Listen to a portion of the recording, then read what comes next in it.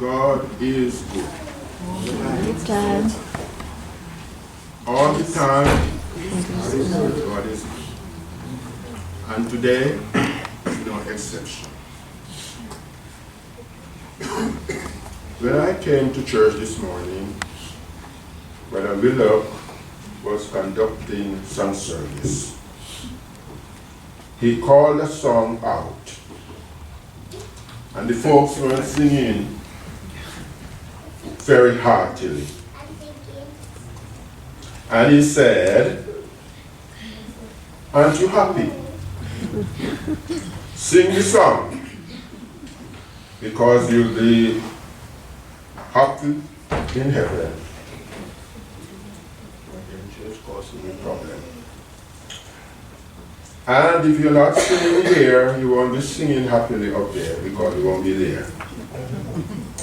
And so the topic of today's message is Happy Steward. Happy stewards. Let me ask a question. Do you recall who is a steward?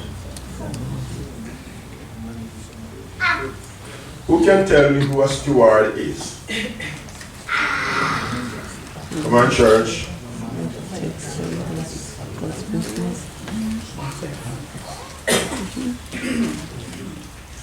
A steward is a person who manages another person's property. Let me ask another question.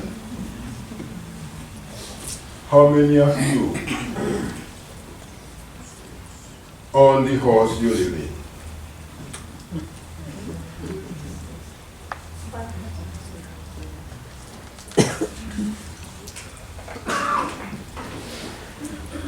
How many of you own your wallet?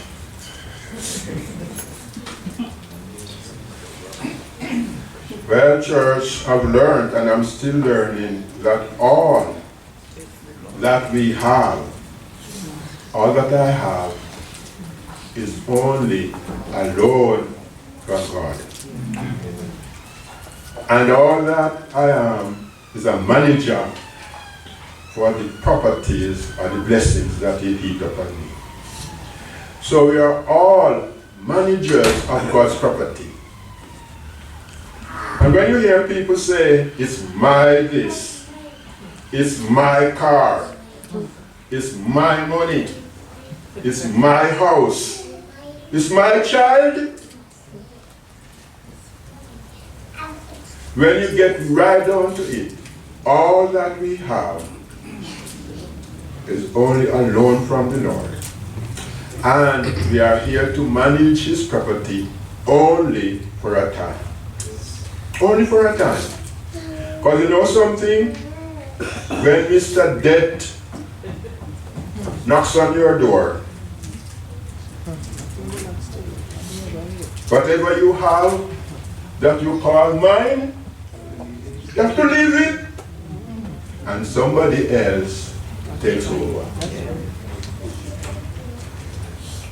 And I believe if we would realize all the blessings that Jesus lavished upon us and manage them on His behalf, we'll be so much happier. Happy stewards. Studies have well established that the consumption of antidepressants is much higher in so-called developed countries compared to regions that are less developed. It appears that wealth does not have a direct effect on happiness. Another troubling reality is that in majority of people in these countries define themselves as Christians. Many believers are enjoying and managing God's blessings, but this does not prevent them from feeling depressed. So how can we be happy stewards of God's blessings. David was regarded as the least in his household. Remember what his job was? To go and care for the sheep. But God chose him to be a king.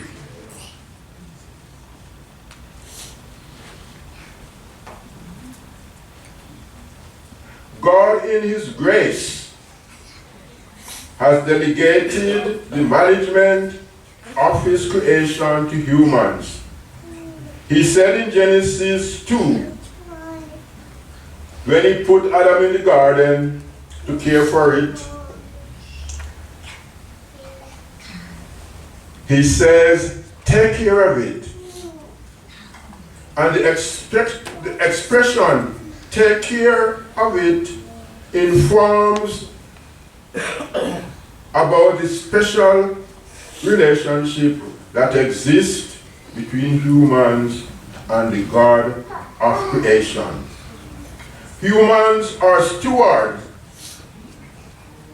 looking after God's property.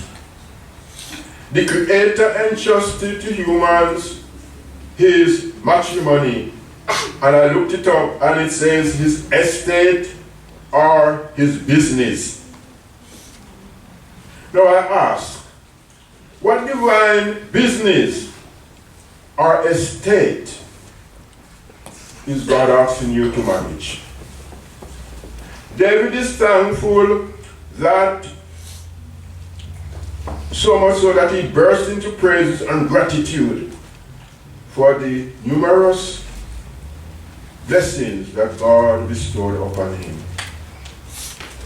In Psalm 40 verse 6 onwards we see, and by the way, I did have Psalm 40. But when I opened my book, it was on Isaiah 40. And Isaiah 40 does have 41 verse. 41 verses. But Psalm 40 has 17. So I did, like yours, Brother William. So I did not have the wrong Bible, but the one I had was on the wrong page. Is that sorted out? Yes. Okay. So, thank you. And it's nice when you're with your own people and you can have a smile and a laugh, isn't it? If I was in one of these big, monstrous churches, they'll be thinking, where does the preacher come from? He don't even have the right Bible. But at least I'm in Bilston Church, amongst my own people. And I make a mistake and we can still have a laugh. Because guess what? I'm not perfect. You might be, but I am not. So thankfully, David had a lovely relationship with Jesus. And you and I can have this relationship too. David was chosen by God, and God prospered him. He won many victories in Jesus' name. And as he won victories, he became more renowned and loved and appreciated. He counted God's blessings, and God continued to prosper him. Now I ask, what are the undeserved gifts that you receive from God this week? I suggest to you that time is the utmost gift that God gives to each of us. Each of us in here has 365 days in a year, 52 weeks in a year, 7 days in a week, 24 hours in a day, totaling 8,760 hours per year. This allotted time is tax-free, and there's no prosecution for bad usage. Nevertheless, to educate his creatures in gratitude, God gave us 24 hours per week for rest. And I say, marvelous grace for loving Jesus. Then comes nature and the environment. And we know there's a lot of news. There was a lot of news on the environment this week, isn't it? And people talking about what? What is it? Nature. And every time a Christian hears that, we know we need to look up. Because Jesus is coming soon, isn't he? And the wise people in the world don't realize that the environment is being destroyed. And many of us are contributing to this destruction. But those of us who look to Jesus knows that he's coming soon to give us a new creation. And ours is to determine where we're going to spend eternity. As we determine to spend eternity with Jesus, we will appreciate more and more the great responsibility he gives to each of us to be his steward.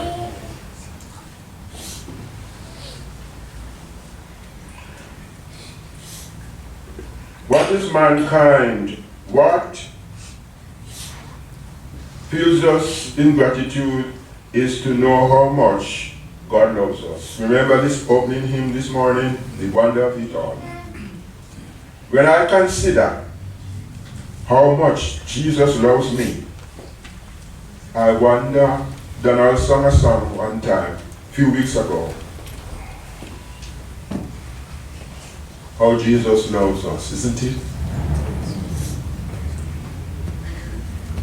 When I remember that Jesus left his throne above to come to sinful earth to die for me, then by the grace of God, I want to love him. And I want to live for him. And although the going gets tough at times, somebody says when the going gets tough, the tough gets going. And the Christian's pathway is never an easy road. Is it?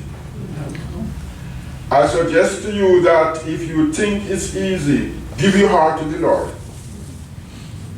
And when you give your heart to the Lord, the devil is there waiting for you. You know why? Because you have left his atmosphere and he wants to get you back. Therefore, he will double the problems that come to you. And if you are not strong and fervently planted in the Lord, you will want to give up. But when the going gets tough, those who love the Lord, the tough, it gets going. And it takes, people with backbone to stand up for Jesus. It takes backbone. You got to be strong to stand for Jesus. But I'm learning each day that the stronger you are and the harder the devil comes at you, the more grace Jesus lavish on your part. And we can make it if we hold on to Jesus. When you look around you and you see what's going on, and you open your ears and you hear what's going on, it makes the Christian determined by God's grace to stand for him. Because his way is the right way. His way is the blessed way. And his way is the only way. It's the only way that leads to life eternal. It's the only way. Because everything we have in this world will go. But Jesus will stand forever. How does one rejoice as a steward? It is by cultivating a spirit of thankfulness. David asks the following question in Psalm 8, verses 4 through to 8.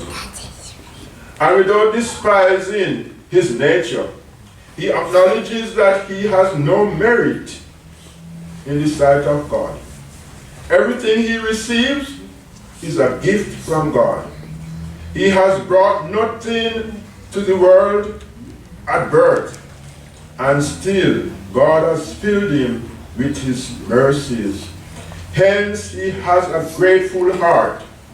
This is followed by a deep and positive feeling that contributes to happiness. In the same contentment mentioned by the Apostle Paul, Paul said in Philippians 4:12 that he is happy when he is hungry, he is happy when he is well fed. In all things, he finds opportunity to give God thanks. Unfortunately, we do live in a world where the value of a person is often measured by their material wealth, such as how many cars, how many properties, how many pairs of shoes, how many employers they might have. All these things make us appear important to others. It is also common to think that we are blessed when God has given us a lot of stuff. The truth, however, is that possessions alone cannot make anyone happy.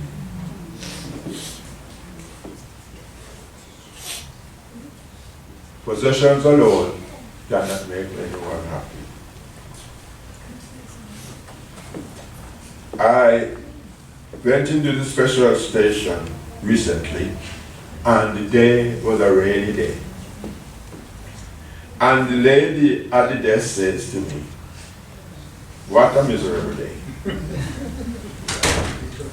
And I smiled and said, "Funny enough, I think it's a beautiful day because it's much better than any I could make." And I beamed a smile at her.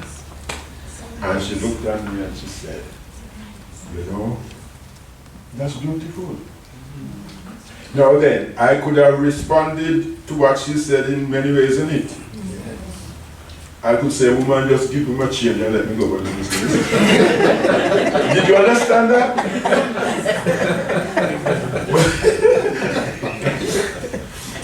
But what I said made that woman smile. And when I went out, I'm sure she would have something to think about.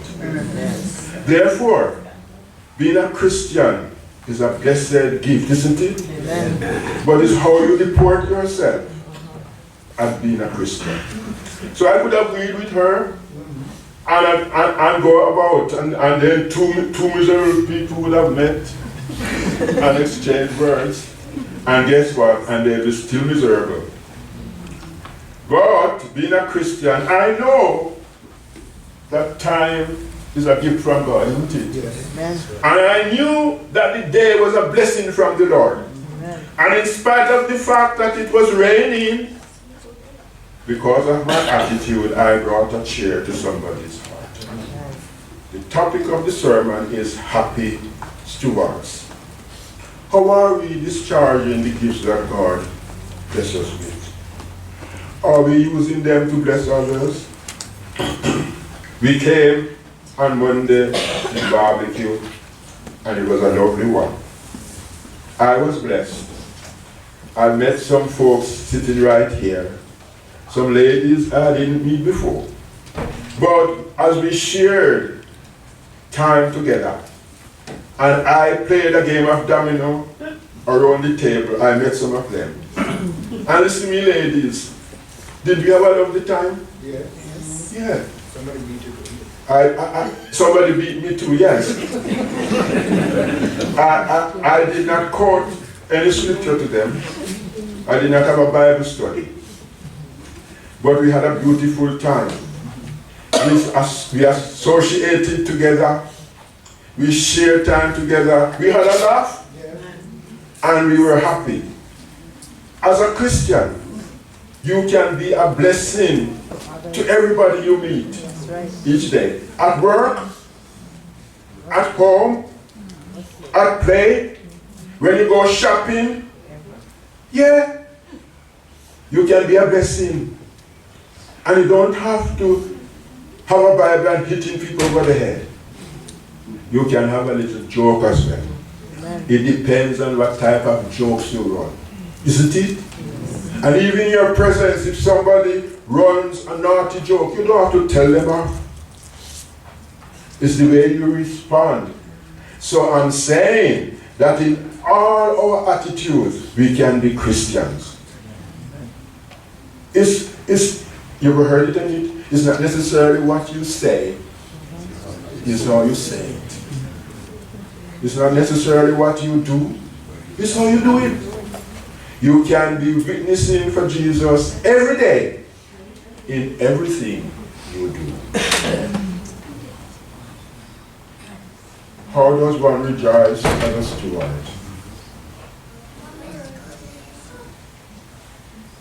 We have a grateful attitude, and when somebody says something sad, you can respond in a happy way because you know how good God has been to you.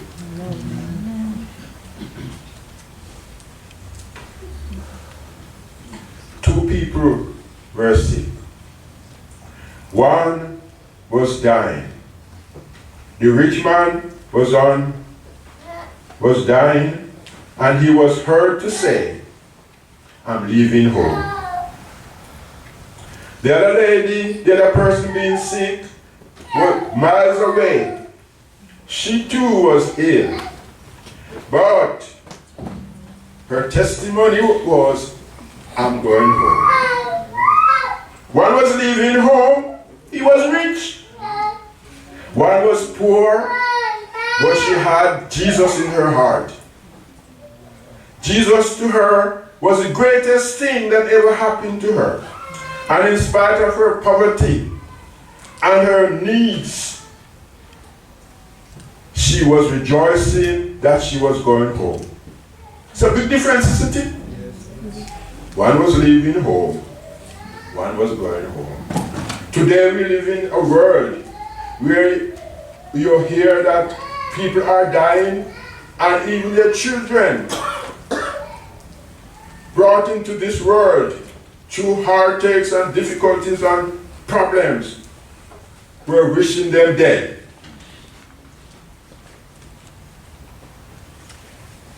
The best friend to have is Jesus. Amen. The best friend to have is Jesus. Amen.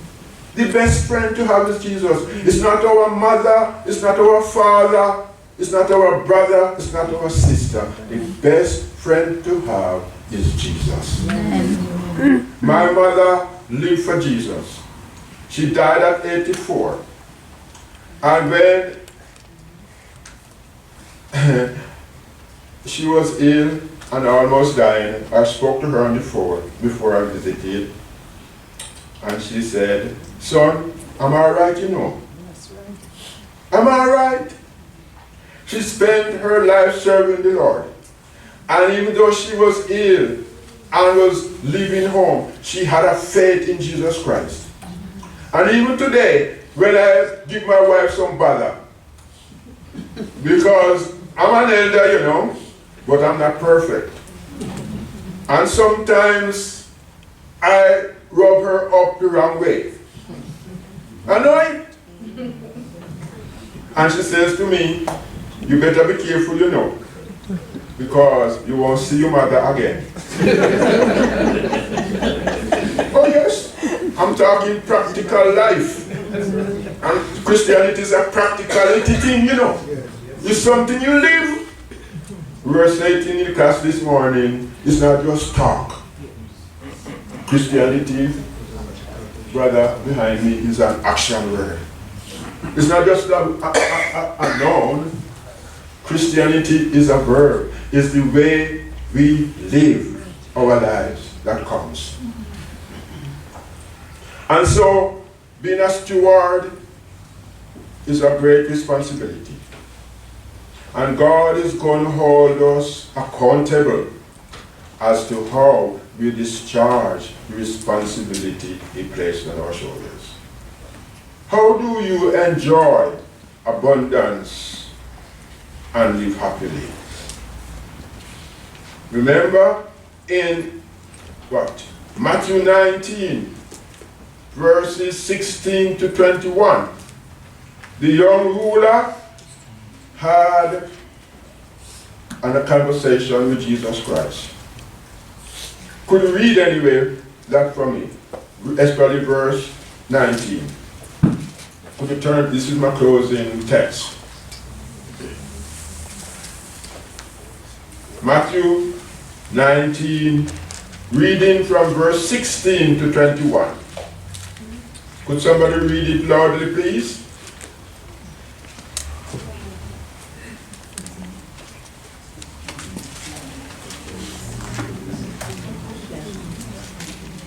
I find it myself and read it. Matthew 21.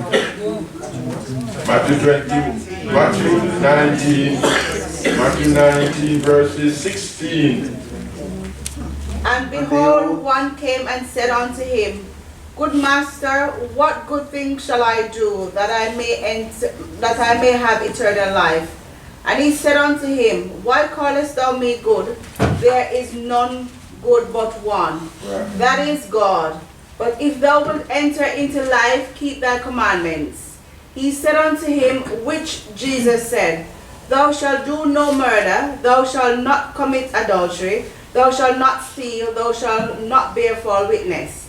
Honor thy father and thy mother, and thou shalt love thy neighbor as thyself.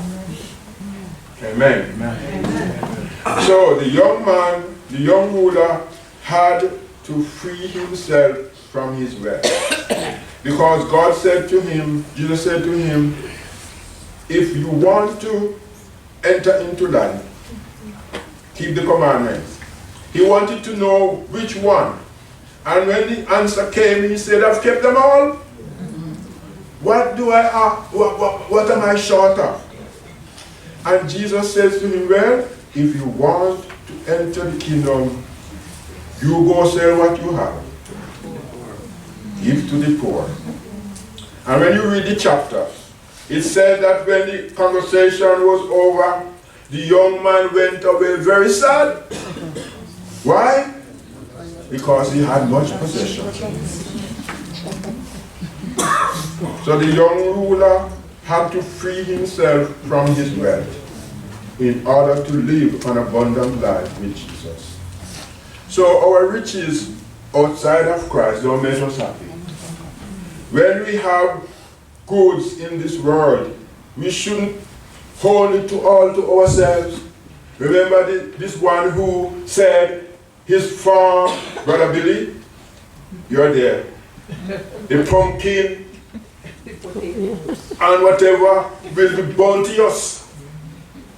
But I like your style. You shared it with the church, don't you? Amen. Yeah. And even sometimes when you want to give you money for it, because we know you have to buy the plant, you don't even want to take it. But you know, encouragement lightens labor.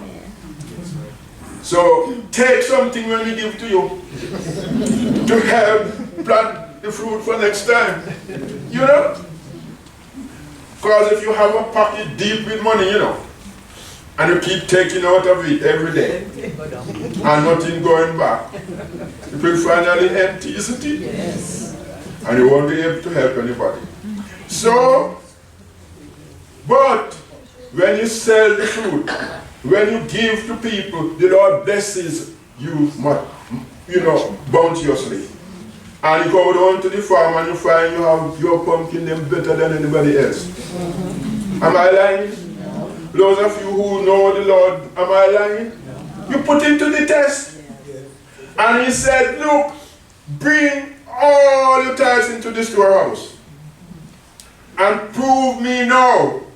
Saith the Lord of hosts, if you not open you the window of heaven and pour you out a blessing, that there shall not be room enough to receive it.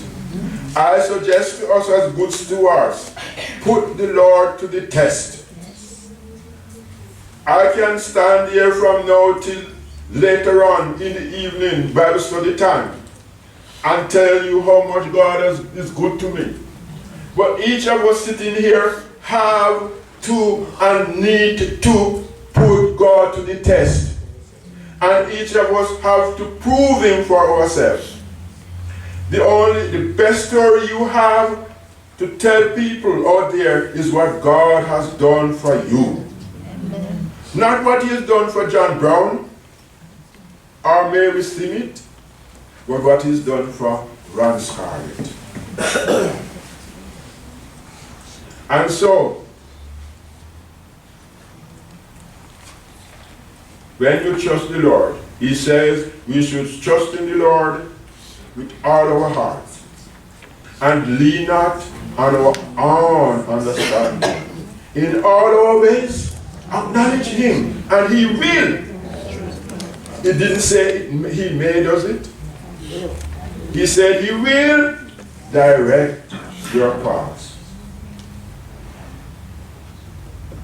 So the young ruler had to free himself from his wealth in order to live an abundant life with Jesus. This is opposite to what we usually do. Jesus requested the rich young ruler to offload what was heavy. And what was heavy was his materialism. And he was advised to trust and follow Jesus. He will take care of everything else. Jesus wants to provide freedom from the tyranny of materialism. The owner of all, the one who makes us his stewards, invite us to distance ourselves from things in order to enjoy abundance and the joy of trusting in him.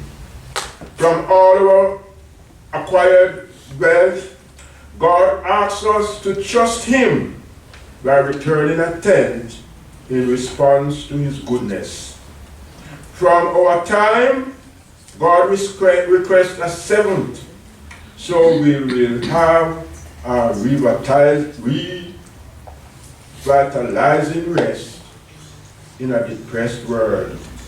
And from the gift of nature, he invites us to marvel in gratitude and to lift our hearts in praise. This will make us happy stewards, as our hearts will be filled with the abundance of Jesus.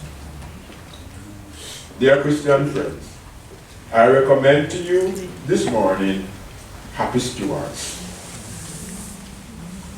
I pray that if you need to, you will go from here and ask the Lord to impress upon you afresh the meaning of being a true steward for Jesus Christ. Amen. Amen. Amen.